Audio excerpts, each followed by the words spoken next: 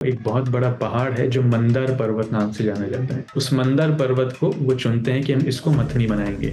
इतना भारी पर्वत है, उसको लेकर के कैसे हैं। जैसे ही मंदार पर्वत को वो उठा रहे थे तो बहुत सारे देवता असुर उसके नीचे आके दब के मर जाते हैं। अब मथनी तो मिल गई, अब इसको घुमाएंगे कैसे, हाथ से तो नहीं घुमा सकते। तो उसके लिए जो सर्पों के राजा हैं वासुकी बहुत ही विशाल सर्प हैं, उनको चुना जाता है। वो घड़ा जो है देवता लोग लेकर के भागते हैं, तो भाग रहे हैं और पीछे पीछे असुर उनके भाग रहे हैं। और देवता लोग किसको हैंड ओवर करते हैं? इंद्र के पुत्र हैं जयंत, उनके हाथों में देते हैं। उनके हाथों में देने के बाद बोलते हैं आप इसको सुरक्षित स्वर्ग लेकर के जाइए। और जयंत जो है वो जाते हैं, लेकिन पीछे असुर भाग रहे हैं, तो वो कई लंबे रूट से जाते हैं। तो इसी बीच में वो 4 जगह रुकते हैं। वो 4 जगह हैं आपके नासिक, उज्जैन, हरिद्वार और प्रयाग। इसलिए ये 4 जगह कुंभ का आयोजन होता है। इनकी पूरी यात्रा में 12 दिन लगे थे। देवताओं के 12 दिन मनुष्यों के अनुसार 12 साल होते हैं, उनका एक दिन हमारे अनुसार 1 साल होता है। इसलिए कुंभ मतलब घड़ा, अमृत का घड़ा। और 12 साल में क्यों आता है? बिकॉज 12 दिन की वो यात्रा थी, इसलिए हर 12 साल में कुंभ आता है। कुंभ में स्नान करने का विशेष महत्व क्यों? क्योंकि ये जो 12 साल का समय है, इस 12 साल में इस पर्टिकुलर समय जब कुंभ ऑर्गेनाइज होता है तो ग्रह नक्षत्रों की परिस्थिति, जो कॉन्स्टलेशंस हैं, वो इस हिसाब से अरेंज होते हैं कि ये एक अमृतमय काल बनता है जिसमें नदियों में अमृत प्रकट होता है। तो वही फल जो अमृत पीने से देवताओं को मिला था, नदी में स्नान करने से वही फल लोगों को मिलता है। एक बार स्नान करने से उतना फल मिलता है जितना। नमस्कार everybody and welcome to one more episode of Puja talk show.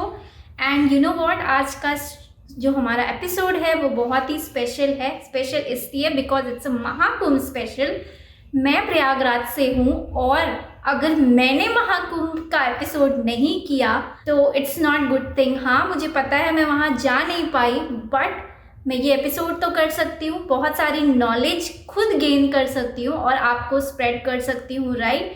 तो आज हमारे जो स्पेशल गेस्ट हैं वो हैं गॉड धीर दास, जो कि लीडरशिप एक्सपर्ट हैं, जो कि स्पिरिचुअल हीलर हैं, जो कि मेंटोर हैं एंड जो कि एक मॉन्क भी हैं। तो ये मेरा पहला एक्सपीरियंस है लाइव किसी मॉन्क से बात करने का एंड उनसे बहुत सारी नॉलेज एंड बहुत सारी चीज़ें अबाउट महाकुंभ और स्पिरिचुअलिटी के बारे में सीखने का। तो कहीं मत जाइए and if you want to know more about Mahakumbh and spirituality, definitely watch this episode. नमस्कार everybody, welcome to Puja talk show. And हमेशा की तरह आज हमारे साथ एक बहुत ही स्पेशल गेस्ट है। तो सर धीर गौर दास सर हैं हमारे साथ, जो कि एक लीडरशिप एक्सपर्ट है, मेंटोर है, स्पिरिचुअल हीलर है एंड मॉन्क है। वैसे तो मैंने कभी भी किसी मॉन्क के साथ इंटरेक्ट नहीं किया है, ये मेरा पहला एपिसोड होगा एंड लाइक स्पिरिचुअल एपिसोड भी शायद ये पहला होगा जहाँ पे हम स्पिरिचुअलिटी एंड बहुत सारी चीजों के बारे में बात करेंगे। तो welcome to Puja talk show sir, कैसे हैं आप? मैं बहुत अच्छा हूँ, काफी अच्छा लग रहा है। आपने आमंत्रण दिया उसके लिए बहुत बहुत धन्यवाद। थैंक यू सर आने के लिए और हमारा इनवाइट एक्सेप्ट करने के लिए। तो सर, स्पिरिचुअल जर्नी शुरू करने से पहले लाइक जब आपने अपनी जर्नी शुरू करी होगी, उससे पहले की थोड़ी अगर आप हमें ब्रीफ दे सके, अपने बारे में बता सके और कैसे आप इस जर्नी में आए इसके बारे में बता सके, तो ये हमारी ऑडियंस के लिए बहुत ही अच्छा रहेगा। या श्योर। मैं एक्चुअली एक बहुत ही छोटे शहर से हूँ, मध्य प्रदेश में एक छोटा सा शहर है, आपने नाम सुना होगा, उज्जैन। जी सर। उज्जैन छोटा है लेकिन बहुत ही पौराणिक है। It's N very ancient city. शास्त्रों में इसका कई जगह उल्लेख आता है। तो वहाँ से हूँ और born and brought up in Ujjain. 11th 12th के बाद मैंने सीए परसू किया। उज्जैन के पास में एक बड़ा टाउन है जिसका नाम है इंदौर। वहाँ पे मैं गया, वहाँ पर मैंने अपनी चार्टर्ड अकाउंटेंसी की पढ़ाई पूरी की। तो फर्स्ट टाइम में मैंने अपना पूरा सीए किया, वहीं से मैंने अपना जॉब किया। 4 साल लगभग मैं कॉर्पोरेट सेक्टर में था, वहाँ पर मैंने जॉब किया। और सन 2016 में मैं फुल टाइम डेडिकेट हुआ इस्कॉन में as a monk, as a brahmachari के रूप में। इस्कॉन से मैं कनेक्ट कैसे हुआ? उज्जैन में जब मैं 11th क्लास में था तब यहाँ पर इस्कॉन मंदिर था उज्जैन में। तो मेरा एक क्लासमेट इस्कॉन में जाता था। इस्कॉन की कुछ क्लासेस होती थी यंग पीपल के लिए, युवाओं के लिए। तो भगवत गीता की कुछ क्लासेस होती थी। तो उसने मुझे एक बार इनवाइट किया था कि आप चलेंगे, भगवत गीता के ऊपर इस प्रकार से डिस्कशंस होते हैं। तो मुझे लगा एक बार ट्राई करना चाहिए, कभी भगवत गीता पढ़ी भी नहीं थी। तो मैं गया और मुझे काफ़ी अच्छा लगा। उस समय तो हम शर्ट पैंट ही पहनते थे, 11th क्लास में थे, जी एकदम सर। यंग। तो मेरे जैसे 30-35 लोग और वहाँ पर आए थे, और सब लोग बहुत ही अच्छे थे। They were very nice gentleman, gentle boys. और बहुत अच्छा माहौल था। जो वहाँ पे साधु लोग जो हमें सिखा रहे थे, they were very friendly, very mature, very sober. उन्होंने बहुत अच्छे से हमें पढ़ाया भी सही भगवद के बारे में। फिर क्वेश्चन आंसर्स भी इनवाइट किए, फिर कीर्तन कराया, उसमें डांस सबको कराया, और लास्ट में प्रसाद पेट भर के डिनर उन्होंने दिया। तो ओके। इतना अच्छा एक्सपीरियंस रहा कि इसको हर वीक रिपीट करना चाहिए। तो मैं वीकली वहाँ पर जाने लगा। ऐसे धीरे धीरे मेरे इंटरेक्शंस बढ़ते गए। फिर मैं मॉर्निंग में कभी कभी जाने लगा, उनकी साधना में जाने लगा। तो उनकी साधना होती है, हम लोग एक मंत्र के ऊपर मेडिटेट करते हैं। हरे कृष्ण कृष्ण कृष्ण हरे हरे, हरे राम राम राम हरे हरे। इस मंत्र के ऊपर मैं मेडिटेट करने लगा। और ऐसे 11th 12th क्लास मैंने उज्जैन में बिताई। और फिर जब मैं इंदौर गया, तो इंदौर में इन्हीं इस्कॉन के कुछ एक साथ स्टूडेंट्स एक साथ रह रहे थे एक सेंटर में। तो वहां पर मैं उनके साथ रहा। तो मॉर्निंग में मैं आध्यात्मिकता प्रैक्टिस करता था, और बाकी दिन भर में अपनी सीए की पढ़ाई और कोचिंग्स और आर्टिकलशिप वगैरह ये सब करता था। तो ऐसे 4 साल पढ़ाई के दौरान, 2 साल 11th 12th में और 4 साल जब मैं जॉब कर रहा था, वैसे टोटल 10 साल का मैंने एक्सपीरियंस लिया, साधना का भी, आध्यात्मिक जीवन का भी, और कॉरपोरेट वर्ल्ड का भी। तो 2016 फिर मैंने डिसाइड किया कि let me give it a try as a full time monk. अगर नहीं होगा तो वापस आ जाएंगे घर पे वापस अपना करियर परसू कर लेंगे। लेकिन उस समय से इतना अच्छा लगा कि फिर अभी लगभग 9 साल हो चुके हैं, I am continuing this path. Okay, very nice sir, जान के बहुत अच्छा लगा। लेकिन जो आप पाथ आपने चूज किया है ये बहुत ही डिफिकल्ट है, क्योंकि बहुत बार कई बार हमारी लाइफ में ऐसा होता है कि जब हम अपनी सिचुएशन से, मतलब नॉर्मल पर्सपेक्टिव बता रही हूँ सर, कि जब हम अपनी लाइफ से परेशान हो जाते हैं, इतने सारे स्ट्रगल्स होते हैं हमारी लाइफ में, तो हमें लगता है कि सब कुछ छोड़ छाड़ के हमें भी ले लेना चाहिए। कभी कभी मुझे भी ऐसा फील होता है, बट फिर मुझे लगता है कि शायद जितनी स्ट्रगल है मेरी लाइफ में उससे कहीं ज्यादा डिफिकल्ट होगी वो लाइफ। तो सर डिफिकल्ट तो बहुत होगी, तो कैसे आपने सोचा सर कॉर्पोरेट से सीधा ट्रांजिशन फुल टाइम का आपने डिसाइड करना? मतलब बहुत ही डिफिकल्ट होगा ये सारा चीज ऑब्वियसली, तो कैसे आप इसे मैनेज करते हैं सर? या थैंक यू सो मच, बहुत अच्छा प्रश्न। एक्चुअली होता है, प्राय सबके जीवन में ही ऐसे क्षण आते हैं जब लोग बहुत ज़्यादा हतोत्साहित हो जाते हैं। इतने दुख लोगों के पास हैं, इतने परेशान हो जाते हैं, कोई धोखा दे देता है। हमसे कई बार लोग ये भी प्रश्न पूछते हैं, प्रभु जी क्या हुआ, आपकी कोई गर्लफ्रेंड वगैरह छोड़ के गई थी क्या आपका कुछ फाइनेंशियल लॉसेस हो गए थे क्या, आप क्यों साधु बन गए। सो लोगों को समझ में नहीं आता है। एक्चुअली लोगों को लगता है कि कुछ ना कुछ बहुत ज़्यादा धक्का लगा है, दर्द हुआ है, दुख हुआ है, जिससे कारण इस पथ पे आ गए। लेकिन ऐसा नहीं है। हम देखते हैं इतिहास में बड़े बड़े राजा लोग भी वो पूरा साम्राज्य छोड़कर भी जंगल चले जाते थे। क्यों? कारण एक ही है, भगवान की प्राप्ति। जब किसी के हृदय में भगवान को प्राप्त करने के लिए लालसा बहुत ज्यादा बढ़ जाती है, तब वो इस पथ पर आता है। इस पथ पर आता है, और भौतिक सुख अपने आप में बहुत ज्यादा प्रभावित करने वाले हैं।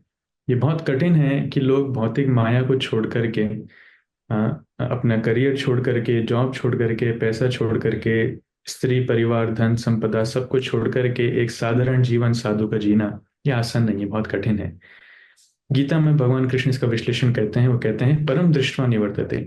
लोअर अटैचमेंट्स हम तभी छोड़ पाएंगे जब हमको कोई हायर टेस्ट मिलेगा।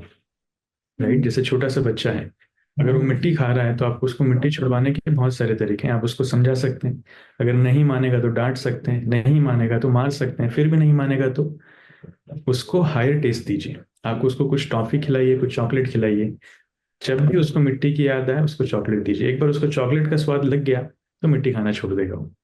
उसी प्रकार से जब जीवन में हायर टेस्ट मिलता है, हायर गोल्स होते हैं, हायर पर्पस होता है, तब लोअर अटैचमेंट्स अपने आप छूट जाते हैं, उनके प्रति टेस्ट अपने आप कम होता है।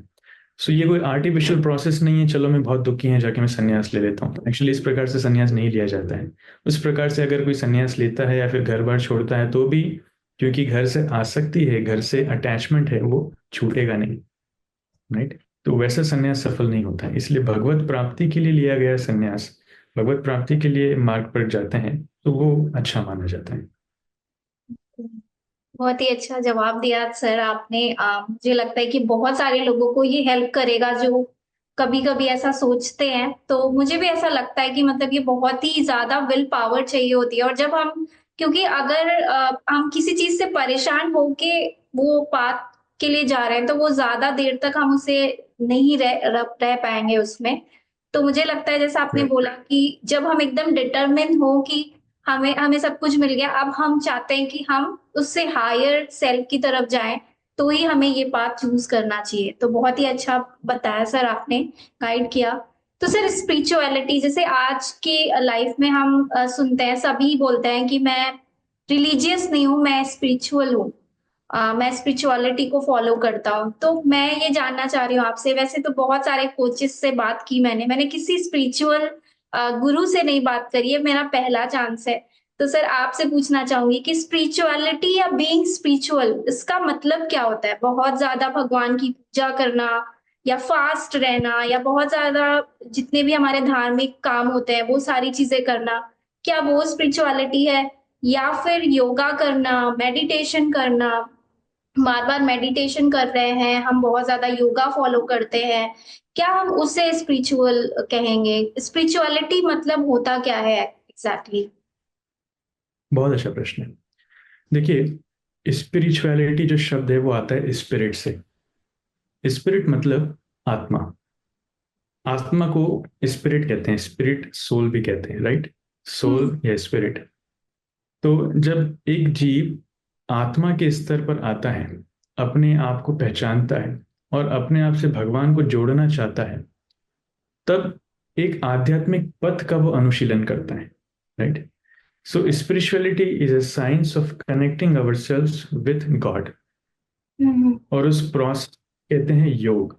योग, अगर आप हिंदी में आप इसको बताएं, योग मतलब एडिशन। हुँ, एडिशन को हिंदी में योग कहते हैं, सब्सट्रैक्शन को घटाव कहते हैं, राइट? जी। तो आत्मा जब भगवान से जुड़ना चाहती है, परमात्मा से जुड़ना चाहती है, तो उसको योग कहते हैं। सो आत्मा के अंदर स्वाभाविक रूप में भगवान के लिए फीलिंग्स हैं, भगवान के लिए प्रेम है, क्योंकि आत्मा जो है भगवान का अंश है। जैसे एक बच्चा अपने माता पिता का अंश है, तो स्वाभाविक रूप में एक बच्चे के हृदय में माता पिता के लिए प्रेम है, उनकी सेवा करने की इच्छा है। लेकिन हमारे साथ समस्या ये है कि आत्मा, अभी हम भगवान को भूल चुके हैं। हमारा कनेक्शन जो है वो किसी न किसी माध्यम से, किसी न किसी कारण से, जिसको हम माया कहते हैं, उससे कारण वो कनेक्शन टूट चुका है। तो हुँ, how to reestablish connection with God again, भगवान से वो नेचुरल प्रेम जो हमारा है, वो कनेक्शन जो उसको कैसे हम जोड़ें, वो स्पिरिचुअलिटी है। और उस कनेक्शन को जोड़ने के लिए अलग अलग प्रोसेसेस हैं, जिसको हम रिलीजन कहते हैं या फिर जिसको हम अलग अलग मार्ग कहते हैं। भक्ति मार्ग है, ज्ञान मार्ग है, साधना का मार्ग है, योग मार्ग है, अष्टांग योग मार्ग है वो। तो ये सब मार्ग हैं जिसको हम योग कहते हैं। और इस मार्गों के अंदर जितने सेट ऑफ रिचुअल्स आते हैं, जितने सेट ऑफ बिलीफ सिस्टम्स आते हैं, वो सब रिलीजन का पार्ट बनते हैं, right? Hmm, so religion is the medium and the process by which we connect ourselves to God. और उस फीलिंग्स को हम कहते हैं स्पिरिचुअलिटी। तो अगर सिंपल टर्म्स में बताया जाए, तो जो हम प्रैक्टिसेस फॉलो करते हैं वो रिचुअल्स हैं। रिलीजन के अंदर जो प्रैक्टिसेस आती हैं उनको रिचुअल्स कहते हैं। उन रिचुअल्स में आप स्पिरिट जोड़ दीजिए, भावना जोड़ दीजिए, तो वो स्पिरिचुअल हो जाता है। मान लीजिए हम अगरबत्ती लगा रहे हैं। हुँ, अगरबत्ती लगा रहे हैं, अगरबत्ती लगाना, दिया दिखाना हम फॉर्मेलिटी के लिए भी कर सकते हैं विदाउट एनी फीलिंग्स, तो वो हुँ, सिर्फ रिचुअल्स हो जाए। लेकिन हम वो बहुत प्रेम से करेंगे, भगवान की संतुष्टि के लिए करेंगे, पूरी भावना से करेंगे, सच्चे हृदय से करेंगे, तो वही रिचुअल अपने आप में स्पिरिचुअल हो जाएगा।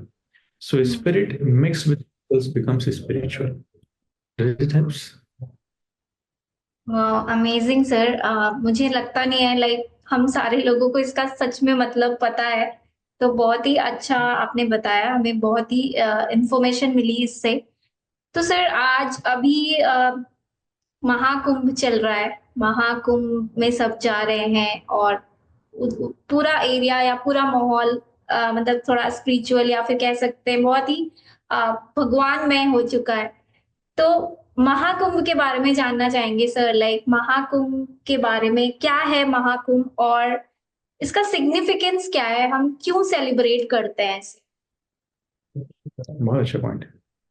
ये महाकुंभ, इसकी कहानी जो है शास्त्रों में आती है। और अधिकतर लोगों को इस विषय में पता है, लेकिन फिर भी कहानी पूरी हो सकता है पता ना हो, तो मैं बताना चाहता हूँ। ये कहानी करोड़ों साल पहले आती है, जहाँ पर कई शास्त्रों में इसका वर्णन आता है। विष्णु पुराण, ब्रह्मांड पुराण, पद्म पुराण, अग्नि पुराण, महाभारत, रामायण, स्कंद पुराण, भागवतम, श्रीमद् भागवतम, ऐसे कई शास्त्रों में इसका वर्णन है। हुआ क्या था, स्वर्ग के जो राजा हैं इंद्र, जो सभी देवताओं के भी राजा हैं इंद्र, उनका वाहन है जिसको कहते हैं ऐरावत। ऐरावत एक हाथी है। तो एक बार वो ऐरावत के ऊपर सवार होकर के कहीं जा रहे थे, और उनके गुरु बृहस्पति वहां पर आ गए। बृहस्पति स्वाभाविक रूप में उनको देख करके प्रसन्न हुए, क्योंकि उनके शिष्य हैं इंद्र। तो उन्होंने प्रसन्नता पूर्वक अपने गले से एक माला आशीर्वाद के रूप में निकाल करके इंद्र को पहनाई। इंद्र ने क्या किया, वो माला लेकर के उसका उपहास किया, वो माला अपने हाथी की सूंड में दे दी, और हाथी ने वो माला नीचे गिरा करके उसको पैरों से कुचल दिया। तो ये बहुत बड़ा अपमान हुआ। इस कारण उनके गुरु जो है वो क्रोधित हो गए, और उन्होंने उनको श्राप दिया कि तुम बहुत जल्दी निर्धन हो जाओगे। तो इंद्र जो है उस श्राप के कारण वो बहुत ज्यादा प्रभावित हुए, और ये अवसर पाकर के असुरों ने देवताओं के ऊपर आक्रमण कर दिया। और इस श्राप के प्रभाव के कारण देवता लोग जो हैं उनकी शक्ति बहुत कम हो चुकी थी, इसलिए देवता असुरों से हार जाते हैं। अब देवता जो है उनको स्वर्ग छोड़ना पड़ता है। अब मान लीजिए कोई अपना घर छोड़ करके भाग गया, उसके घर में किसी गुंडों ने कब्जा कर लिया है, तो ऐसी स्थिति स्वर्ग पर असुरों का राज हो गया है। असुर में लीड कर रहे थे बलि महाराज, उनके लीडर थे। तो कई वर्षों तक देवता इधर उधर भटकते रहे, और असुर जो हैं वो ढूंढ रहे थे, देवताओं को पकड़ पकड़ के मार रहे थे। तो इस स्थिति से परेशान होकर के असुर लोग जाते हैं ब्रह्मा जी के पास समाधान के लिए। क्या समाधान हो सकता है? ब्रह्मा जी सारे, असुर नहीं, देवता जाते हैं ब्रह्मा जी के पास, और ब्रह्मा जी सारे देवताओं को लेकर के जाते हैं भगवान विष्णु के पास। तब भगवान विष्णु कहते हैं कि देखिए, आप लोग का समय अभी ठीक नहीं है। जब समय ठीक ना हो तो कई बार हमें दुश्मन को भी दोस्त बनाना पड़ता है। तो एक काम कीजिए, आप लोग का, आपके लिए मैं एक उपाय कर सकता हूं। अगर समुद्र मंथन से एक अमृत निकलेगा, उस अमृत का पान आप लोग करेंगे तो आपको शक्ति दोबारा प्राप्त होगी। तो आपको क्षीर सागर का मंथन करना है, लेकिन आप लोग अकेले उसके लिए पर्याप्त नहीं है। आपको राक्षसों से जाकर के संधि करना पड़ेगा, मित्रता करना पड़ेगा। उनके साथ में मिलकर के आप समुद्र मंथन कीजिए। ठीक है, भगवान का आदेश है। तो देवता लोग जाते हैं बलि महाराज के पास, और उनसे बताते हैं कि भगवान का ये आदेश है कि हम लोग साथ में मिलकर के मंथन करेंगे तो यहाँ से अमृत निकलेगा, और वो हम लोग मिल करके बांटेंगे। कुछ देवता पिएंगे और कुछ असुर पिएंगे, तो हम दोनों अमर हो जाएंगे। तो बलि महाराज को प्रपोजल अच्छा लगता है, दोनों मित्रता करते हैं for the sake of churning the ocean. तो अब जब बात आ रही है, अब समुद्र मंथन है, कोई दही मंथन तो नहीं है कि छोटी सी आपने मथनी ली और उसको फेंटना चालू कर दिया। तो समुद्र को कैसे मथेंगे? तो समुद्र को मथने के लिए मथनी कौन सी होगी? वो एक बहुत बड़ा पहाड़ है जो मंदार पर्वत नाम से जाना जाता है। उस मंदार पर्वत को वो चुनते हैं कि हम इसको मथनी बनाएंगे। अब उस मथनी को लेकर के कैसे आए? इतना भारी पर्वत है, उसको लेकर के कैसे आए? जैसे ही मंदार पर्वत को वो उठा रहे थे, तो बहुत सारे देवता असुर उसके नीचे आके दब के मर जाते हैं। तब वो भगवान विष्णु को याद करते हैं, तो भगवान विष्णु वहां पर आते हैं। फिर विष्णु अपने एक हाथ से उस पर्वत को उठा करके गरुड़ की पीठ पर बिठाते हैं, और उसको लेकर के आते हैं समुद्र में। समुद्र में लेकर के आते हैं तो उसको समुद्र में डालते हैं। अब समुद्र इतना गहरा है कि जैसे ही पर्वत को डालते हैं, पर्वत पूरा डूबने लगता है। और फिर उस समय पर्वत को कैसे संभालें? तो भगवान विष्णु स्वयं एक कच्छप का अवतार लेते हैं, और एक कछुए का अवतार लेते हैं, और नीचे समुद्र के नीचे तल में जाकर के बैठ जाते हैं, और उस कछुए की पीठ पर वो पर्वत टिकता है। अब मथनी तो मिल गई, अब इसको घुमाएंगे कैसे? हाथ से तो नहीं घुमा सकते। तो घुमाने वाली रस्सी किसको ले? तो उसके लिए जो सर्पों के राजा हैं वासुकी, वासुकी बहुत ही विशाल सर्प हैं, उनको चुना जाता है। उनसे अनुरोध किया जाता है। जब वो भगवान का नाम सुनते हैं तो वो भी रेडी हो जाते हैं। ठीक है, तो वासुकी को मथनी बनाया जाता है, पर्वत से उनको लपेटा जाता है। एक तरफ उनका मुंह है और एक तरफ उनकी पूंछ है। तो देवता लोग उनकी पूंछ पकड़ते हैं, और दानव लोग उनका मुख पकड़ते हैं। तो ऐसे वासुकी से उसको, पर्वत को हिलाते हैं, मथनी के जैसे उसको फेंटते हैं। तो जब समुद्र मंथन करते हैं तो उसमें बहुत सारी चीजें निकलती हैं, और उसमें से लक्ष्मी देवी भी निकलती हैं। और ऐसे बहुत सारी चीजें निकलने के बाद फाइनली उसमें धन्वंतरी आते हैं, जो स्वयं भगवान के अवतार हैं। धन्वंतरी प्रकट होते हैं, उनके हाथ में अमृत का जो कुंभ, कुंभ मतलब घड़ा होता है, हम्म। वो लेकर के प्रकट होते हैं। तो अमृत जब निकलता है तो ये राक्षस लोग देख करके बहुत ज्यादा लालायित हो जाते हैं, और वो जल्दी से जाकर के धन्वंतरी के हाथ से वो छुड़ा लेते हैं। छुड़ा करके वो भागने लग जाते हैं। जब वो भाग रहे हैं तो देवता उनके पीछे पीछे भाग रहे हैं और उनको पकड़ नहीं पा रहे हैं। तो अमृत हाथ से न निकल जाए इसलिए वो भगवान की मदद चाहते हैं। तो भगवान क्या करते हैं, वो एक बहुत सुंदर मोहिनी मूर्ति का रूप धारण करते हैं, और उस मोहिनी मूर्ति के रूप में जाते हैं असुरों के पास। और जैसे ही असुर उस मोहिनी मूर्ति को देखते हैं, वो इतने ज्यादा मंत्रमुग्ध हो जाते हैं, इतने प्रभावित हो जाते हैं। तब मोहिनी मूर्ति उनको एक ऑफर देती है कि आप लोग ठीक है, मैं आपको ये अमृत बांटूंगी। तो मोहिनी मूर्ति इतनी सुंदर होते हैं कि असुर लोग मना नहीं कर पाते, बोले ठीक है आप लीजिए, आपको जो करना है आप कीजिए, आप जैसा बोलेंगे हम वैसा करेंगे। तो मोहिनी क्या करती है, एक लाइन में असुरों को बैठा देती है और एक लाइन में देवताओं को बैठा देती है। और बहुत चतुराई से वो अमृत जो है देवताओं को पिलाती है और असुरों को नहीं पिलाती, साधारण जल पिलाती है। तो ऐसे कई सारे को अमृत पिलाती हैं और कई सारे दानवों को साधारण जल पिलाती हैं। तो ये जो ट्रिक है, ये राहु केतु नाम का जो असुर है वो देख लेता है। तो राहु केतु नाम का असुर जो है वो भेष बदल के देवताओं की लाइन में जाके बैठ जाता है। और जैसी मोहिनी मूर्ति उनको पिलाने के लिए आती है, जैसे उनके पास अमृत डालती है, वो सूर्य और चंद्र जो देवता हैं वो उनको देख के समझ जाते हैं, अरे ये तो असुर है, ये देवताओं की लाइन में कैसे आ गया। तो जैसे ही वो बोलते हैं, इतने में थोड़ा अमृत उनके पास जा चुका होता है, मुख से नीचे आ ही रहा होता है, और मोहिनी मूर्ति अपना चक्र लेकर के उसका गला काट देती है। तो राहु केतु का जो सिर है वो अमर हो जाता है। इसलिए आप देखेंगे कि वो इस प्रकार से रहते हैं। तो हाँ जी, हाँ, कटा हुआ सिर, कटा हुआ सिर। तो सिर और धड़ दोनों अमर हो जाते हैं, लेकिन अलग अलग रहते हैं वो। तो फिर जो घड़ा है उधर पूरा शोर मच जाता है, और घड़ा असुर लोग लेकर के फिर भागते हैं। जब वो भाग रहे हैं, भाग रहे हैं, भाग रहे हैं, तब उस समय वर्णन आता है कि जैसे तैसे उनसे, सॉरी, वो घड़ा जो है देवता लोग लेकर के भागते हैं। तो भाग रहे हैं और पीछे पीछे असुर उनके भाग रहे हैं, और देवता लोग किसको हैंड ओवर करते हैं, इंद्र के पुत्र हैं जयंत, उनके हाथों में देते हैं। उनके हाथों में देने के बाद बोलते हैं आप इसको सुरक्षित स्वर्ग लेकर के जाइए। और जयंत जो है वो जाते हैं, लेकिन पीछे असुर भाग रहे हैं, तो वो कई लंबे रूट से जाते हैं। तो इसी बीच में वो चार जगह रुकते हैं। वो चार जगह हैं आपके नासिक, उज्जैन, हरिद्वार और प्रयाग। चार जगह रुकते हैं, थोड़ा सा विश्राम करते हैं, और यहाँ से आगे जाते हैं। तो वापस जब कुंभ को यहाँ से उठाते हैं तो थोड़ा सा अमृत यहाँ पे गिर जाता है। इसलिए ये चार जगह कुंभ का आयोजन होता है। इसकी इनकी पूरी यात्रा में 12 दिन लगे थे। देवताओं के 12 दिन मनुष्यों के अनुसार 12 साल होते हैं, उनका एक दिन हमारे अनुसार एक साल होता है। इसलिए कुंभ मेला मतलब, कुंभ मतलब घड़ा, अमृत का घड़ा। और 12 साल में क्यों आता है, बिकॉज 12 दिन की वो यात्रा थी, इसलिए हर 12 साल में कुंभ आता है। ये वर्णन आता है। कुछ पुराणों में वर्णन है कि वो घड़ा जो है भगवान विष्णु ने गरुड़ को दिया। गरुड़ उस घड़े को लेकर के जा रहे थे और उनके पीछे असुर लगे थे। और गरुड़ जो है इन चार जगह पे रुकते हैं, उज्जैन, नासिक, हरिद्वार और प्रयाग। तो यहाँ पर जब घड़ा रखते हैं तो थोड़ा अमृत यहाँ पर गिरता है, बाद में जब घड़ा लेकर के जाते हैं तो उनकी यात्रा में 12 दिन लगे थे। तो इन ब्रीफ ये दो वर्जन हैं कुंभ की कहानी के लिए।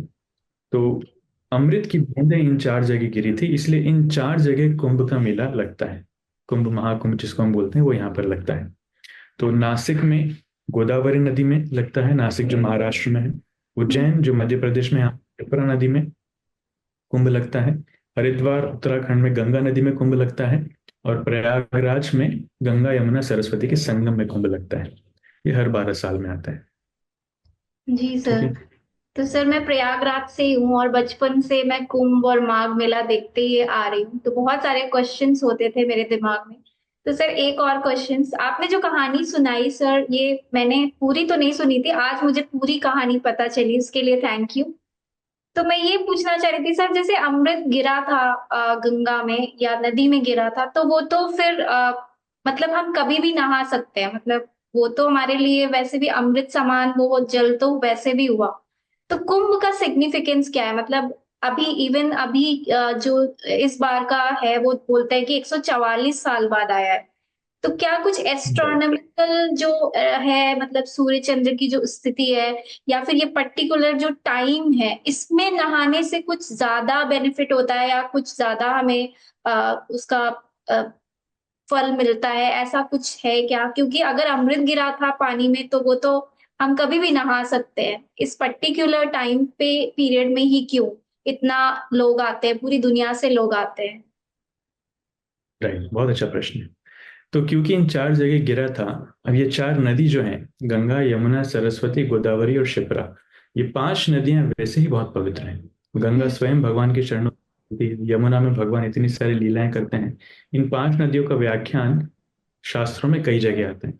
तो कभी भी कोई व्यक्ति इन पांच नदियों में जब स्नान करता है तो उसको वैसे ही बहुत सारा फायदा है, उसके पापों से उसका क्षय होता है, उसके पुण्य उदित होते हैं, उसको मुक्ति प्राप्त होती है। तब कुंभ में स्नान करने का विशेष महत्व क्यों? क्योंकि ये जो 12 साल का समय है, इस 12 साल में इस पर्टिकुलर समय जब कुंभ ऑर्गेनाइज होता है तो ग्रह नक्षत्रों की परिस्थिति, जो कॉन्स्टलेशंस हैं, वो इस हिसाब से अरेंज होते हैं कि ये एक एक अमृतमय काल बनता है जिसमें नदियों में अमृत प्रकट होता है ना। जो नदी का पानी है वो अमृतमय माना जाता है। तो वही फल जो अमृत पीने से देवताओं को मिला था, नदी में स्नान करने से वही फल लोगों को मिलता है। शास्त्रों में कुंभ के समय स्नान करने के पांच फल बताए गए हैं।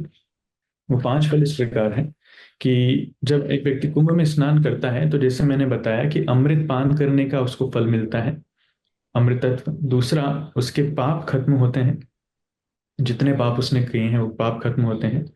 उसके पुण्य बहुत ज्यादा बढ़ते हैं। इतने, यहाँ तक ऐसा बताया गया कि एक बार स्नान करने से उतना फल मिलता है जितना लाखों गायों को दान करने का फल मिलता है। राइट। कई जगह बताया गया कि इतने पुण्य बढ़ते हैं कि एक बार स्नान करने से सैकड़ों अश्वमेध यज्ञ करने जितना फल मिलता है। और पांचवा फल है, एक व्यक्ति को मुक्ति भी प्राप्त होती है, क्योंकि ये नदियां बहुत पवित्र हैं और इस अमृत काल में जो स्नान करता है वो मुक्ति का अधिकारी बन जाता है। ये पांच फल बताए गए हैं कुंभ में स्नान करने के। अच्छा, तो कुंभ मेले में स्नान, मतलब कुंभ के समय स्नान करने से ये बेनिफिट होता है। Okay, thank you so Right. Much sir. तो सर लाइक अ, के में, जी सर। का दूसरा प्रश्न था रिगार्डिंग 12 साल और 144 साल। जी। तो मैं उसका भी कहना चाहूंगा। जब कुंभ मेला हर 12 साल में आता है, इन चार जगह लगता है। जब 12 साल में आता है तो उसको कहते हैं पूर्ण कुंभ। राइट। जी। और यही पूर्ण कुंभ प्रयागराज में जब 12 साल बार दोबारा 12 साल के पूर्ण कुंभ जब 12 बार रिपीट होते हैं, मतलब 12 × 12 144, 144 साल बाद जब आता है, तो ऐसे 12 पूर्ण कुंभ मिला लिया जाए तब एक महाकुंभ बनता है। तो ये जो कुंभ आ रहा है प्रयाग में, ये से 12 पूर्ण कुंभ को मिलाने के बाद एक महाकुंभ आ रहा है। तो हम्म। इसलिए 144 साल है। कहीं कहीं अर्ध कुंभ में लगता है जो हर 6 साल में आता है, जो विशेषकर प्रयाग में और हरिद्वार में लगता है। तो अर्ध कुंभ, पूर्ण कुंभ और महाकुंभ इस प्रकार से आता है इसका वर्णन। मेरा क्वेश्चन ये था कि कुंभ में इतने साधु संत आते हैं, दूर दूर से आते हैं, लाइक पहले पता नहीं होता, अब मतलब कुंभ से पहले या माघ मेला जो हमारे साइड लगता है उससे पहले वो कहाँ होते हैं किसी को नहीं पता होता है। तो जैसे एंशियंट टाइम में जब मतलब जब बहुत पुराने समय से ये चल रही है ये प्रथा, तो क्या मतलब जैसे अभी हमारे पास स्कूल है, कॉलेजेस हैं, यूनिवर्सिटीज हैं, अलग अलग इंस्टीट्यूट हैं ज्ञान लेने के लिए, नॉलेज लेने के लिए। तो क्या कुंभ जैसी जगह या कुंभ जैसा आयोजन, क्या ऐसी जगह था जहां से लोग नॉलेज ले सकते थे? क्योंकि डिफरेंट डिफरेंट ऋषि आते हैं, साधु आते हैं, बहुत चीजों की नॉलेज रखते हैं। तो क्या कुंभ ऐसी जगह था जहां पे लोग नॉलेज लेने आते हो या फिर अपनी नॉलेज को एक्सचेंज करने आते हो? क्या पहले ऐसा कुछ हुआ करता था? ये भी महत्व है क्या कुंभ का? बहुत अच्छा प्रश्न है। तो आध्यात्मिक जो प्रणाली है वो काम करती है गुरु शिष्य परंपरा के आधार पर। आध्यात्मिक जगत में परंपराएं होती है, जैसा आपने इंस्टीट्यूट्स बताए, एफिलिएशंस बताए। अगर आपको कोई भी कोर्स करना है, मान लीजिए आपको इंजीनियरिंग करना है, तो आपको इंजीनियरिंग कॉलेजेस में जाना पड़ेगा जो किसी न किसी यूनिवर्सिटी से एफिलिएटेड है, राइट। आपको टीचर्स से सीखना पड़ेगा, आपको बुक्स से पढ़ना पड़ेगा, ऑथोराइज बुक्स होने चाहिए, ऑथोराइज टीचर्स होने चाहिए, ऑथोराइज इंस्टीट्यूट्स होने चाहिए, यूनिवर्सिटीज होना चाहिए। उसी प्रकार से आध्यात्मिक ज्ञान कोई भी व्यक्ति अपने मन से नहीं लेता है, उसको किसी गुरु से सीखना पड़ता है। वो गुरु परंपरा में आता है। ऐसे शास्त्रों में 4 प्रकार की परंपरा का वर्णन है, राइट। तो उन परंपराओं में जब ज्ञान आता है और एक शिष्य उन परंपरा में किसी गुरु से दीक्षा प्राप्त करता है तो एक प्रामाणिक शिष्य बनता है और उसका ज्ञान भी प्रामाणिक माना जाता है। इसलिए कुंभ जैसे माहौल में जो व्यवस्थाएं हैं वो परंपरा के माध्यम से, जिनको हम एक दिशा में अखाड़े भी कहते हैं, ऐसे 13 अखाड़े कुंभ में होते हैं। 13 अखाड़ों के अलग अलग साधु संत होते हैं। जितने साधु संत हैं मैक्सिमम वो सब 13 अखाड़ों के अंतर्गत ही आते हैं। हम्म। तो ये परंपरा है, ये ग्रुप्स हैं, अखाड़े हैं जो बोनाफाइड हैं, जिनके अंदर जब साधु आते हैं तब उनको एक प्रामाणिक साधु माना जाता है, राइट। ज्ञान अर्जन करने के लिए, संग करने के लिए जरूर नहीं कि हमको कुंभ का ही वेट करना है। गुरु शिष्य प्रणाली के माध्यम से जो शिष्य है वो सालों तक अपने गुरु से सीखता है, हम्म। उनसे प्रवचन सुनता है, उनसे भक्ति मार्ग, उनसे जो भी साधना का मार्ग है वो सीखता है, और उनके बताए गए रास्ते के अनुसार वो उसका अनुशीलन करता है। बस थिंग। कुंभ एक विशेष आयोजन है जिसमें लोग आते हैं पुण्य कमाने के लिए, जिसमें लोग आते हैं भगवान की भक्ति करने के लिए, जिसमें लोग आते हैं तपस्या करने के लिए, साधना करने के लिए, राइट।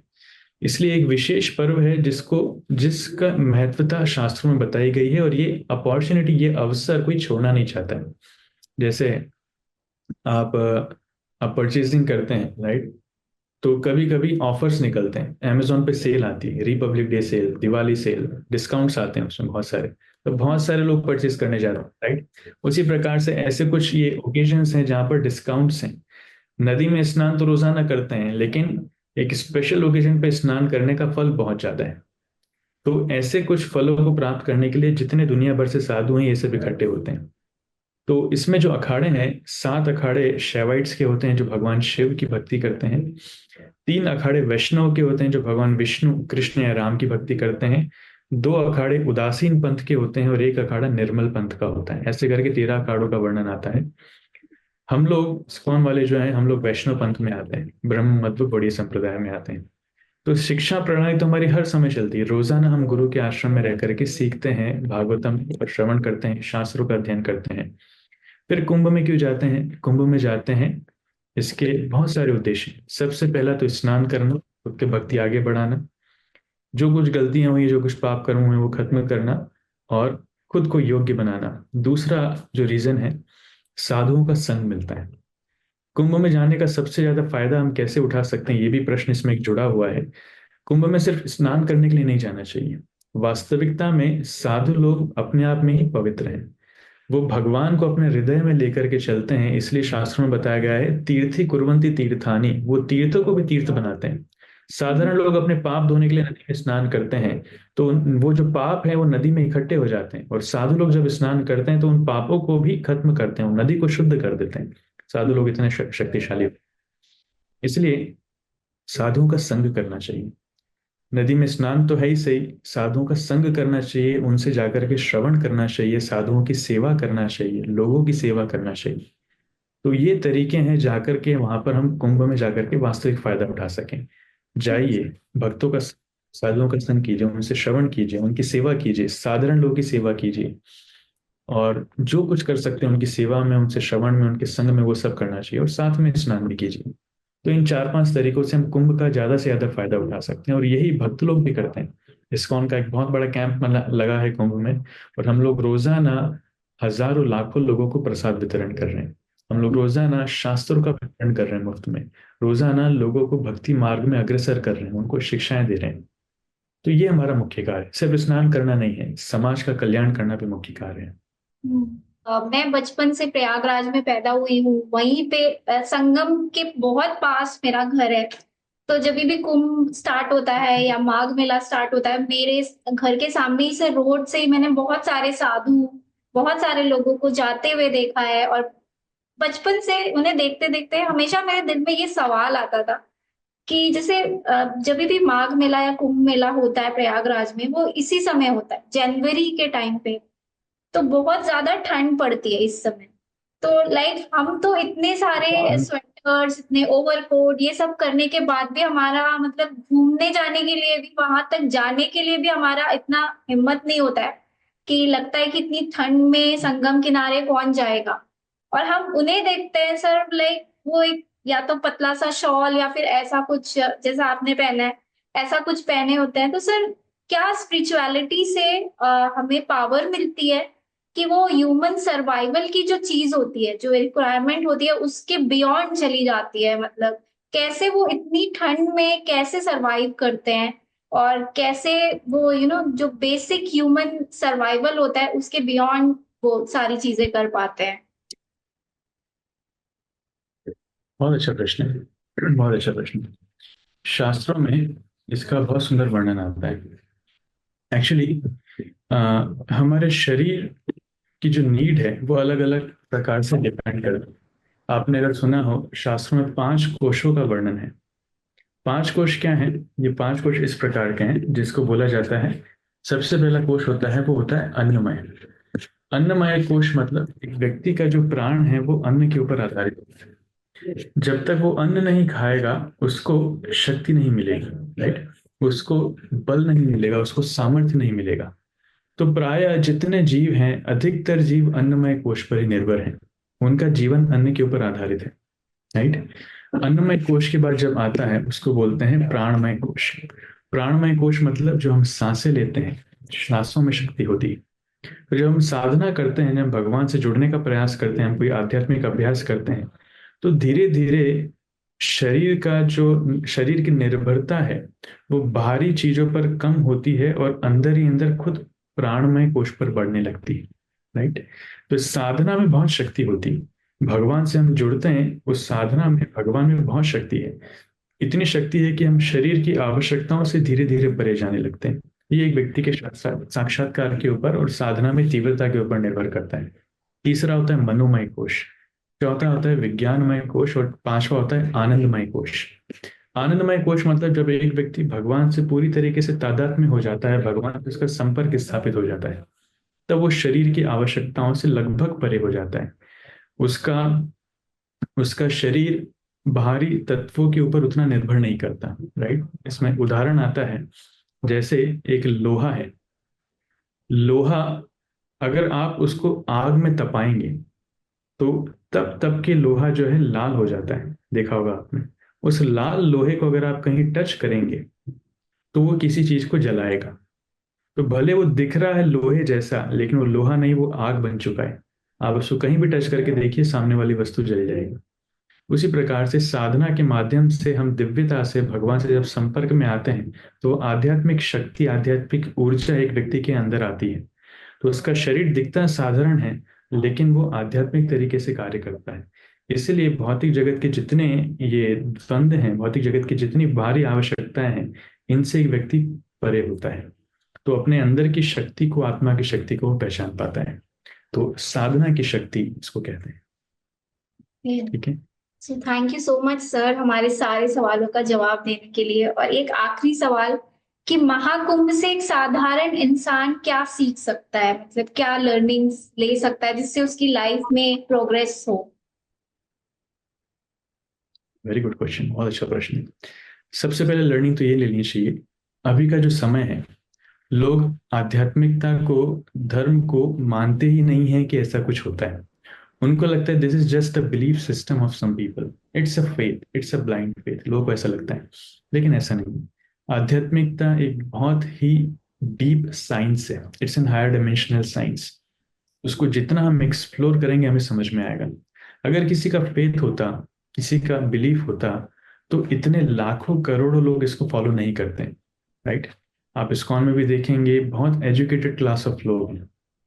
आईआईटियंस हैं, एनआईटियंस हैं, डॉक्टर्स हैं, इंजीनियर्स हैं, चार्टर्ड अकाउंटेंट्स हैं, अलग अलग प्रकार के लोग हैं। सिर्फ इस्कॉन में नहीं, अन्य अन्य अखाड़ों में भी बहुत सारे शिक्षित लोग हैं। तो इतने शिक्षित लोग भी भगवान के पीछे अपना जीवन दे रहे हैं, इसका मतलब कुछ ना कुछ बात है। So first lesson we should derive is spirituality is not mythology. Religion is not mythology, it's a science. हम लोग नहीं समझ पा रहे हैं या फिर हम लोगों ने एक्सप्लोर नहीं किया तो इसका मतलब हम उसको मिथोलॉजी का टैग दे करके मनोकाल्पनिक नहीं बना सकते। So understand it as a science, understand it as a fact, as a higher dimensional science. उस दृष्टि से आप देखिए और उसको सीखने का प्रयास कीजिए। इसलिए दूसरा स्टेप निकलता है, हम ऐसी गैदरिंग्स में जाते हैं तो सिर्फ देखने के लिए, फोटो खींचने के लिए, सेल्फी बनाने के लिए या फिर वीडियो बनाने के लिए, रील डालने के लिए मत जाइए। उनको, साधुओं को समझिए, उनका जीवन कैसा चल रहा है। आपको कुंभ में आप जाएंगे, आपको बहुत शक्तिशाली साधु मिलेंगे जिनके पास बहुत सारी शक्तियां हैं।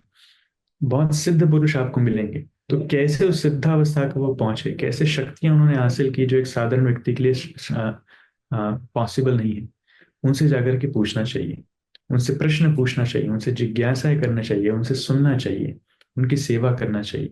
इस उद्देश्य से जाइए। जब इस उद्देश्य से जाएंगे सीखने के लिए, अपने जीवन में कुछ इम्प्लीमेंट करने के लिए, उसको लगाने के लिए, तब उसका हम बहुत ज्यादा फायदा ले पाएंगे। और तीसरा स्टेप आता है कि व्हेन यू आर कन्विंस्ड, जब आप लोग संतुष्ट हैं कि हाँ मैं जो सीख रहा हूँ वो सही है, तब दूसरों को इस बारे में बताइए। क्योंकि दुनिया में अधिकतर लोग प्राय अंधकार में हैं, वो लोग, उनका आध्यात्मिकता के ऊपर उतना विश्वास नहीं है। लेकिन भक्तों के संग में आकर के, शास्त्रों को पढ़ के अगर आपको लगता है हाँ ये सब सही है, आपके जीवन में भी आपको बेनिफिट मिल रहा है, share this knowledge with others. दूसरों को बताइए ताकि दूसरे लोग भी इससे बेनिफिट उठा पाए। तो ये मेरा 3 पॉइंट्स का सॉल्यूशन है। Okay, thank you so much sir हमसे जुड़ने के लिए और हमसे बातें करने के लिए। दोस्तों, कैसा लगा आपको हमारा आज Mahakumbh special episode? I hope आपको बहुत पसंद आया होगा और आपने डेफिनेटली महाकुंभ की स्टोरी पता चली होगी, आपको महाकुंभ के पीछे का सिग्निफिकेंस, रीजन, इंपॉर्टेंस, ये सारी चीज़ें पता चली होंगी। स्पिरिचुअलिटी के बारे में पता चला होगा, lot of knowledge about spiritual things. और आपको ये एपिसोड बहुत ही पसंद आया होगा और हमें लाइक, सब्सक्राइब एंड शेयर करना मत भूलिए। एंड वन मोर थिंग, आप एक और एपिसोड हमारा जो है महाकुंभ स्पेशल वो आप देख सकते हैं, जो कि हमने बात करी थी मयूर कालबाग से अघोरियों के ऊपर। तो you can go and watch that episode also, and I'll see you in the next episode.